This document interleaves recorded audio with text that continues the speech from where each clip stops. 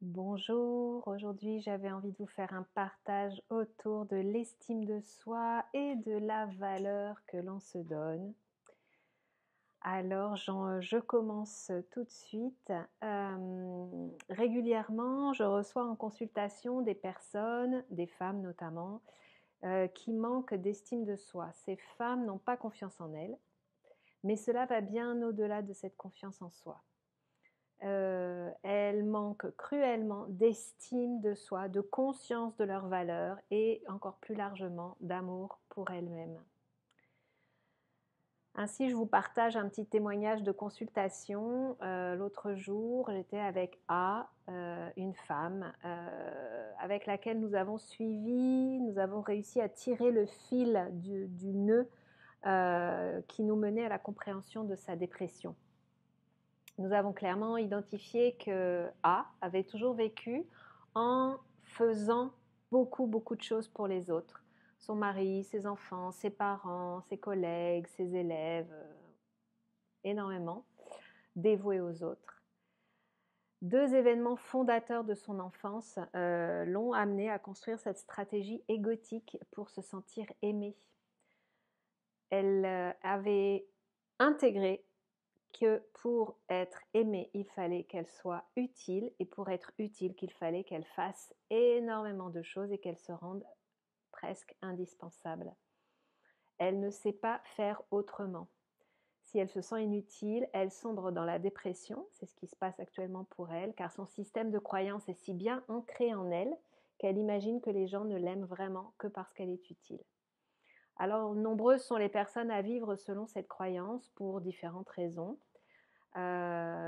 Malheureusement, cette stratégie ne fonctionne qu'un temps et il arrive un moment dans la vie où bien, on se rend compte que les piliers de cette stratégie sont fragiles. Ainsi, quand les enfants quittent le foyer familial pour voler de leurs propres ailes ou quand le conjoint, la conjointe décide de s'en aller pour X raisons, quand le travail s'arrête, eh bien, ces personnes qui ont tout construit sur faire pour les autres se retrouvent perdues. Elles ont construit une image de leur valeur personnelle sur ces bases-là et du coup, ça s'effondre. Et quand ces piliers-là ne sont plus là, eh bien, ces personnes-là s'effondrent. Plus rien ne tient la stratégie et du coup, à quoi bon? Elles se sentent perdues dans leur existence et à quoi bon? Donc l'existence perd du sens, perd le goût d'être, le goût d'être. Voilà. Alors quel est le but de cette vie? Alors je vais vous lire un petit texte que j'ai reçu en canalisation qui nous parlait de cette valeur personnelle. Alors c'est un texte que j'ai canalisé quand moi-même j'étais en plein questionnement sur ma valeur, puisque j'ai traversé aussi cette problématique de valeur personnelle. Et voilà ce que j'ai entendu un matin de décembre 2024. La validation que tu attends de l'extérieur n'a pas de valeur. Elle ne t'apportera pas plus de certitude et d'assurance que quand tu ne reçois pas de validation extérieure. Simplement, entends ceci. Ta valeur n'a rien à voir avec ce que tu penses, ni avec la valeur que tu te donnes, ni avec celle que les autres te donnent. Entends bien ceci. Ta valeur est. Simplement, doucement, doucement dans ta douceur. Ta valeur n'a rien à voir avec les jours qui passent et qui sont différents. Elle n'a rien à voir avec le temps qu'il fait, les planètes qui passent dans ton ciel. Simplement, ta valeur est car tu es. Même dans les mauvais jours, même dans tes défauts, même dans tes manquements et tes lacunes, tu es et ta valeur reste. Même tes actes ne sont pas le reflet de ta valeur. Comprends bien cela. Le jugement humain se fait bien souvent à partir des actes et des paroles, mais la valeur, c'est bien autre chose. Il est important de bien comprendre que quels que soient tes actes, tes paroles, ta valeur est unique et indispensable. Elle est présente, quelle que soit sa couleur, sombre ou lumineuse. Vous êtes tous indispensables à l'équilibre de ce monde, de cet univers. Vous êtes tous indispensables et vous avez tous votre place et votre valeur, même quand elle s'exprime dans des actes très sombres. Il est temps maintenant pour toi de comprendre plus grand, plus vaste. La nature de la vie, la nature de l'existence ne réduit pas ta valeur à tes actes, à tes pensées et à ce qui est dans la matière, mais simplement comprends que ta valeur est bien plus grande que cela. Tes doutes ne portent pas sur ta valeur, mais plutôt sur tes compétences, ce qui est complètement différent. Le seul choix qu'il te reste, c'est de choisir de faire resplendir ta valeur, qui n'est pas le juste mot, tu le comprends maintenant. Je te parle de ta lumière. Si tu l'enfermes, si tu la contrains, si tu la réduis à tes actes, à tes pensées, à tes compétences, tu ne peux pas déployer ta lumière dans le monde. Alors oui, déployer sa lumière dans le monde nécessite de l'élan, du courage et de la foi. Voilà ce texte que je redécouvre aujourd'hui. Je savais que j'avais reçu des petits messages comme ça sur la valeur. Je crois que j'en ai d'autres, mais il faut que je les retrouve. Et voilà, j'ai été surprise de la pertinence de cette canalisation. Et puis j'ai encore envie de vous partager une dernière chose. C'est une image que j'ai reçue, qui m'a été envoyée quand j'étais dans ce questionnement sur la valeur. Et pour me faire bien comprendre de quoi il s'agissait, c'est ce personnage, cette personne imaginaire, mais qui serait un mendiant en Inde, un pays où il y a beaucoup de misère, un mendiant qui serait en plus handicapé, c'est-à-dire qui n'aurait pas ses jambes et qui se déplace sur une planche à roulettes. Donc il n'a pas de travail, il ne produit rien, il demande de l'argent aux autres, et voilà. Et en plus, a priori, il peut sembler être inutile et parasite de la société pour certaines personnes qui pensent ce genre de choses. Et évidemment, et quand j'ai reçu cette image, j'ai entendu cette question: penses-tu que cette personne a moins de valeur que toi? Évidemment, non. Enfin, pour moi, c'est évident, la réponse est non. Cette personne est un être humain qui a autant de valeur que n'importe qui. Et là, en fait, cette image m'a transmis ce message. C'est donc bien, on peut ne rien produire, ne rien pouvoir faire, ne rien savoir faire. On peut aller au-delà, c'est-à-dire on peut même faire des choses horribles, parce qu'il y a aussi ça, il y a aussi, est-ce que la personne qui fait des choses terribles et qui, voilà, qui est vraiment dans le mal, on va dire, est-ce que cette personne a moins de valeur que moi? C'est beaucoup plus difficile à appréhender, mais vraiment le message il est là, c'est que bien non, c'est ce que je vous ai partagé dans le texte que j'ai reçu, parce que notre valeur, la vie que nous portons, la valeur que nous avons est vraiment décorrélée de tout ce que l'on fait, de tout ce que l'on pense et de tout ce que l'on dit. Voilà, donc j'avais envie d'insister là-dessus. Et puis une dernière chose que j'ai envie de vous dire, c'est aussi une stratégie de notre ego de nous faire croire que nous n'avons pas de valeur en dehors de nos compétences, et que si nous n'avons pas de compétences, nous n'avons pas de valeur, que si nous ne faisons rien, eh bien nous n'avons pas de valeur. Ça, c'est une stratégie de notre ego, de nous faire croire que nous n'avons pas de valeur, parce que l'ego, son but, c'est de nous protéger et c'est de survivre. Et quand on se dévalorise et qu'on a construit cette stratégie que pour être aimé, il faut faire et savoir faire plein de choses, et qu'on est toujours en train de se juger et de penser que ce qu'on fait n'est pas suffisant, c'est une manière qu'a l'ego de nous dire que tous les autres ont de la valeur sauf moi, parce que c'est un peu ça finalement quand on va creuser.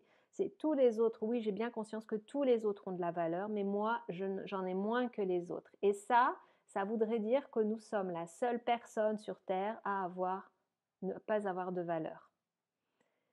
Et c'est du coup un moyen un petit peu pervers, j'ai envie de dire, de notre ego de quand même se raccrocher au fait que nous sommes quand même uniques.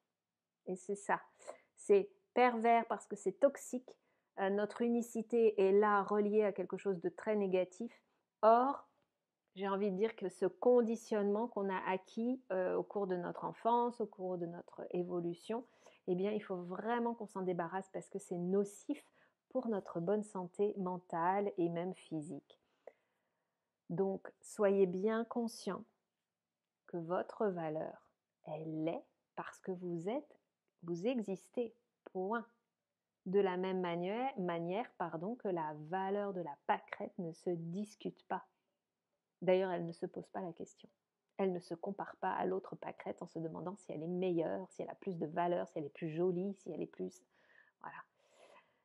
Oui, je sais, c'est discutable, il y a toutes les polémiques autour de la conscience et de l'intelligence des êtres, des végétaux, des animaux, mais voilà, c'est une image qui, par analogie, peut nous faire enfin prendre conscience de notre valeur et de l'estime de nous-mêmes, tout ce que nous pouvons nous apporter en y croyant vraiment. Et d'ailleurs, j'ai envie de vous dire, quand vous étiez enfant, moi je me suis rappelé ça il n'y a pas très longtemps, quand j'étais enfant, vraiment avant de commencer à me poser des questions sur moi, l'enfant ne se pose pas la question de sa valeur. Il imagine qu'il peut être tout ce qu'il veut et il y va. Et quand il joue, il ne doute pas de sa valeur. Vraiment, pour avoir travaillé longtemps avec les enfants ne doutent pas de leur valeur. Ils savent qu'ils sont importants. Et ils savent qu'ils vont réussir. Et que ce qu'ils ont envie de faire, ils vont y arriver. Vous voyez, ils n'ont aucun doute. Eh bien, j'ai envie de nous inviter à revenir à cet état de l'enfance qui est la vérité de l'être, de la vie en fait. C'est ça, c'est de ne pas douter de notre valeur. Voilà, alors, eh bien, après cette introduction, cette vidéo, je vais vous proposer, vous aurez à la suite là une petite méditation pour que vous preniez conscience de votre valeur. Je vous remercie, je vous dis à bientôt et belle méditation. Bienvenue dans cette méditation autour de notre valeur intrinsèque et cette méditation est particulièrement destinée aux personnes qui sont en manque d'estime de soi, en manque de confiance en soi, en manque d'amour de soi. C'est très très répandu. Beaucoup de personnes vivent en étant dans la réaction et pas dans la conscience de la valeur qu'elles portent, de la valeur qu'elles ont et de la puissance qu'elles peuvent déployer.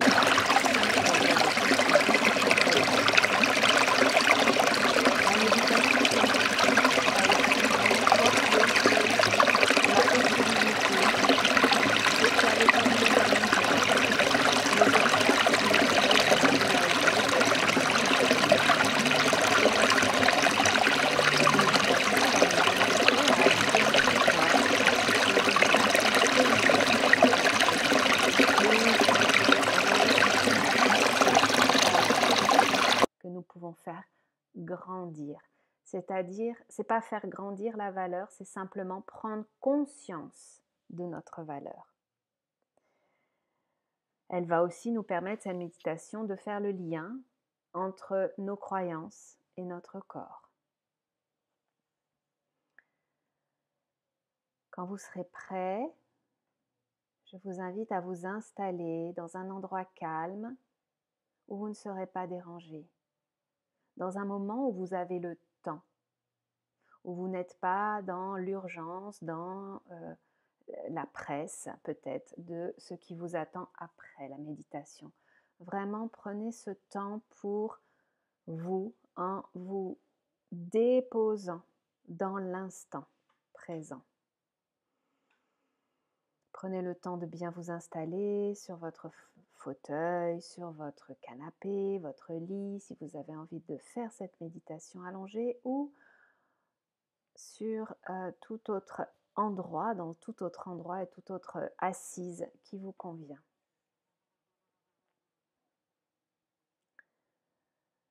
Laissez votre corps se détendre et se faire lourd sur votre assise. Prenez conscience de votre bassin.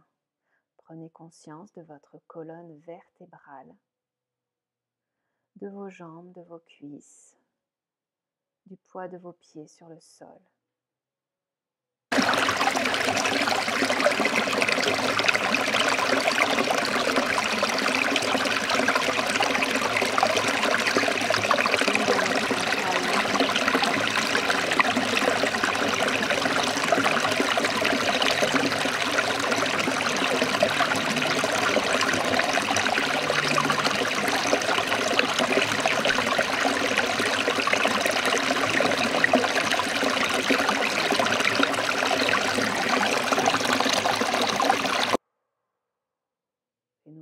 faisons cette opération 2 fois.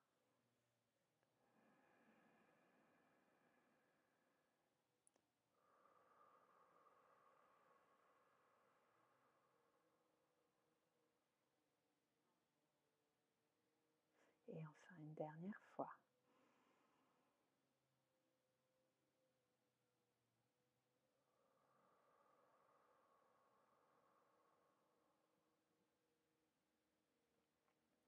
Reprenons une respiration normale, une respiration naturelle. Et simplement, posons-nous dans l'observation de cette respiration. Contemplons ce qui se passe, sans la modifier, sans rien vouloir. Prenons conscience que notre respiration nous accompagne à chaque instant, chaque jour, chaque nuit, depuis notre naissance, sans que nous n'ayons rien à faire, ni même à décider ou à vouloir.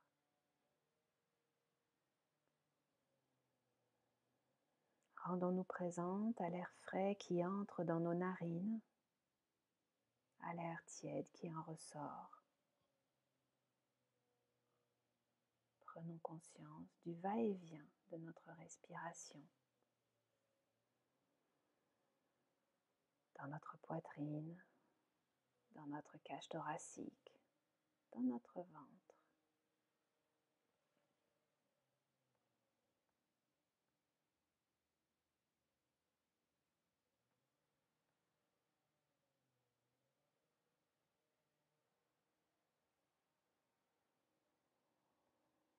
Si des pensées parasites viennent perturber notre concentration, nous les laissons passer tels des nuages.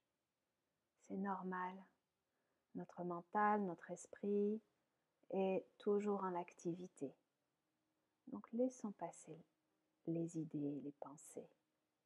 Et revenons toujours à notre respiration, sur ce rythme de va-et-vient, de vagues respiratoires,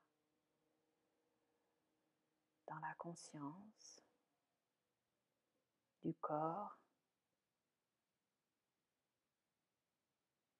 qui se soulève et s'abaisse, qui se gonfle et se dégonfle.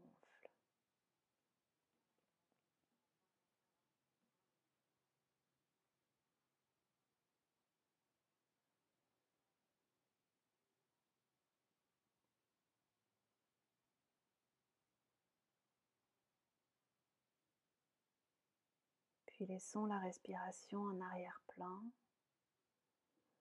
Et maintenant, rendons-nous présents à nos sensations physiques. Prenons conscience à nouveau du poids de notre corps sur le coussin ou sur le sol, des parties du corps en contact avec le sol, avec notre assise.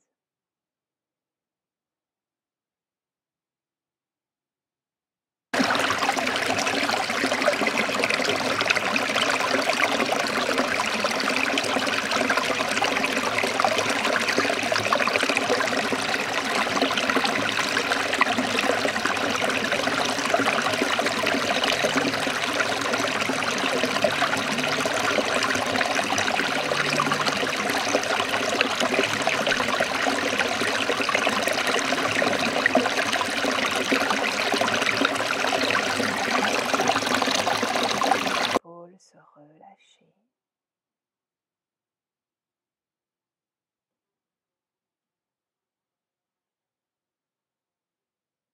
Prenons le temps de faire un scan corporel, de bas en haut, de haut en bas, d'avoir la conscience de chacune des parties de notre corps et de les inviter les unes après les autres à se relâcher, à se détendre.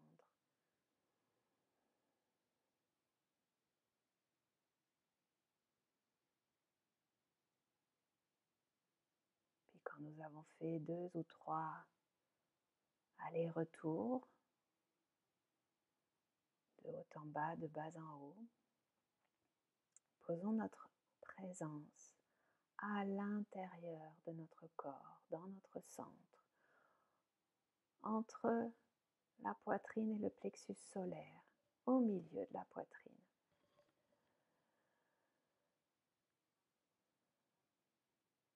Et dans cette présence à ce centre, prenons conscience de tout l'intérieur de notre enveloppe corporelle.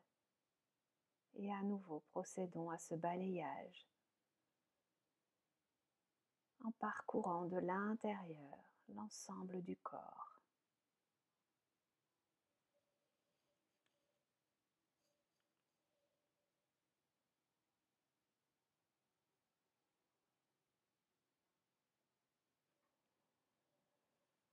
Laissons émerger à cette conscience les différentes sensations corporelles qui nous appellent de manière aléatoire. Prenons conscience de l'endroit dans notre corps où notre conscience nous emmène et observons ce qu'il y a là. De la douceur, du confort, de la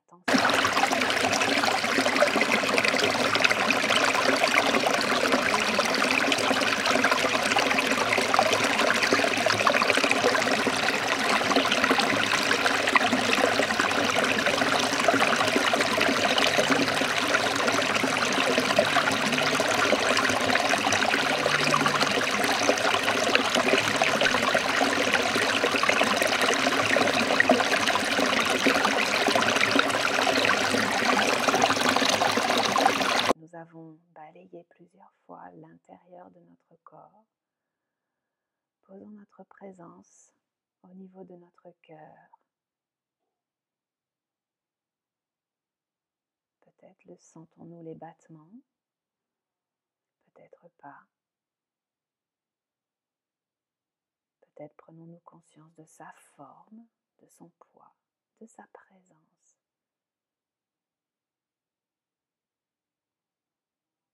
Peut-être pas. Et c'est correct. Soyons conscients de tout notre corps, ancré ici, dans l'instant présent, dans la conscience de ce qui est intérieur et de ce qui m'entoure, pleinement présente dans ma respiration, dans mon corps, dans l'ici et le maintenant.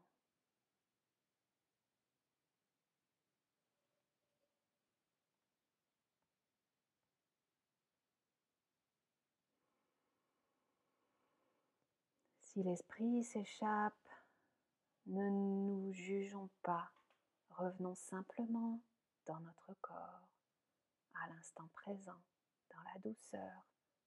Reposons notre attention sur notre souffle, sur nos sensations physiques.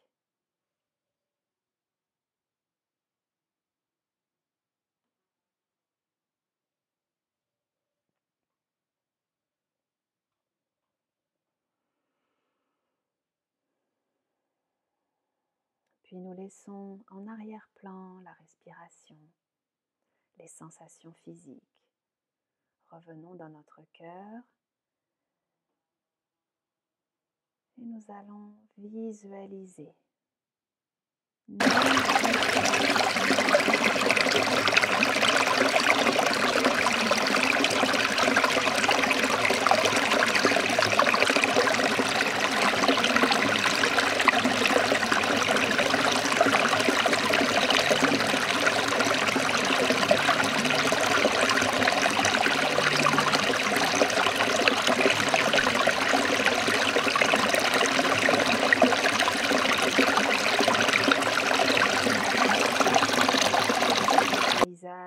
Se dessiner autour de nous,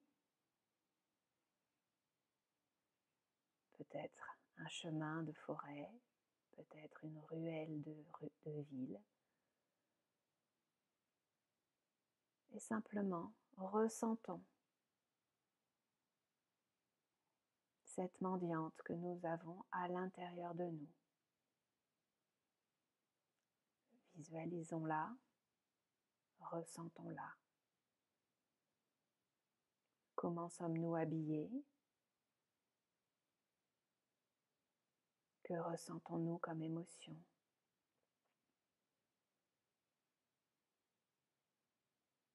Regardons-la comme une actrice sur un écran. Nous la voyons. Nous l'écoutons. Observons sa posture. Peut-être est-elle habillée pauvrement. Peut-être ressent-elle des douleurs dans son corps. Peut-être est-elle sale. Peut-être se sent-elle triste, découragée, sans aucune confiance en elle, sans aucune estime d'elle-même. Laissons-la nous habiter. Quelles sont les sensations dans notre corps quand nous sommes cette mendiante? Y a-t-il des régions du corps qui nous appellent davantage? Ressentons-nous cette posture? Y a-t-il des tensions, des contractions, des poids dans notre corps?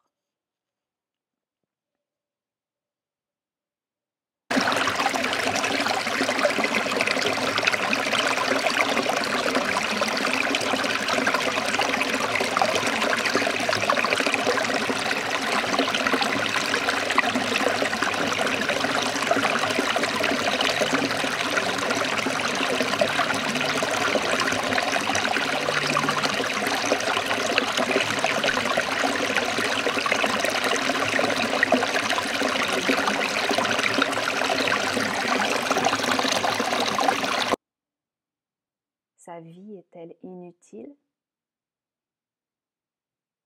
Sa valeur est-elle reliée à son utilité? Laissez déposer ces questions dans votre cœur, dans votre soi supérieur, sans juger les réponses. Laissez-les venir. Puis maintenant, comme dans un conte, par la magie d'une baguette, nous allons permettre à cette mendiante de se transformer en princesse, cette princesse intérieure qui existe en nous. Cette mendiante rencontre sa bonne fée ou son bon magicien. Et comme par magie, elle devient princesse, à l'image de Cendrillon. Visualisez cette princesse. Qui êtes-vous? Visualisez-vous dans cette princesse. Ressentez. Observez le dos qui se redresse, les épaules qui s'ouvrent, la tête qui se redresse. Observez les vêtements, sa posture, sa couronne, sa robe, l'expression de son visage, son sourire, sa joie, la confiance qui rayonne, qui émane d'elle. Laissez-vous remplir par ces sensations. Ressentez la princesse, la reine en vous, sûre de son pouvoir.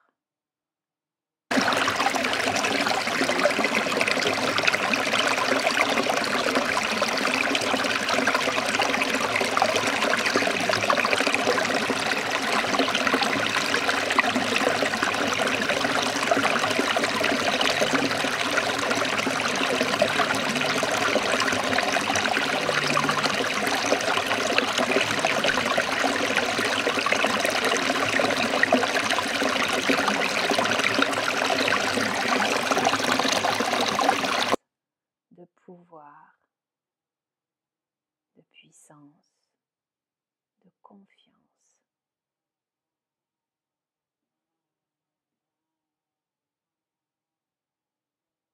Cette reine est en vous, cette princesse c'est vous. Reine ou princesse, peu importe. Que ressentez-vous maintenant? Observez-vous des changements intérieurs dans votre corps? Observez comment il exprime sa fierté, sa dignité. Prenez le temps de ressentir la princesse, la reine en vous.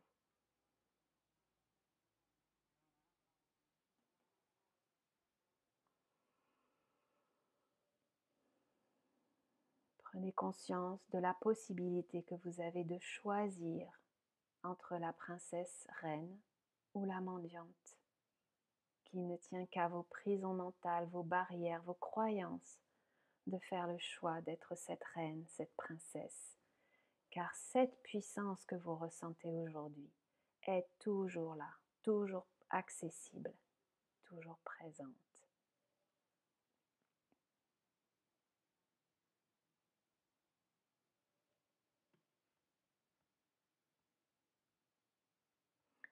Nous allons maintenant quitter l'expérience, revenir à nos sensations physiques, mais prenez conscience que vous ne quittez pas ce corps de reine, de princesse, qu'elle est là, et qu'à tout moment, vous pouvez revenir à ces sensations et choisir de vous sentir reine, princesse, de vous sentir en pleine conscience, en pleine possession de votre puissance.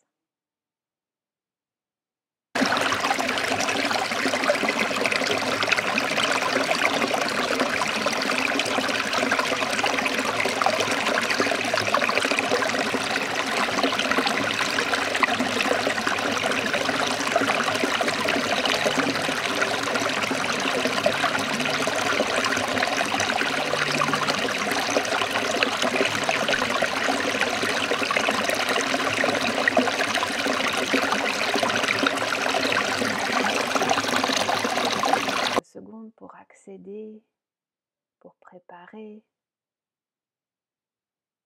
la suite de notre journée. Étirons-nous autant que nécessaire et ouvrons les yeux quand cela est juste pour nous. Prenons bien le temps de nous remercier, de nous honorer, de nous offrir la gratitude pour nous être accordé ce temps de respiration et de pleine présence.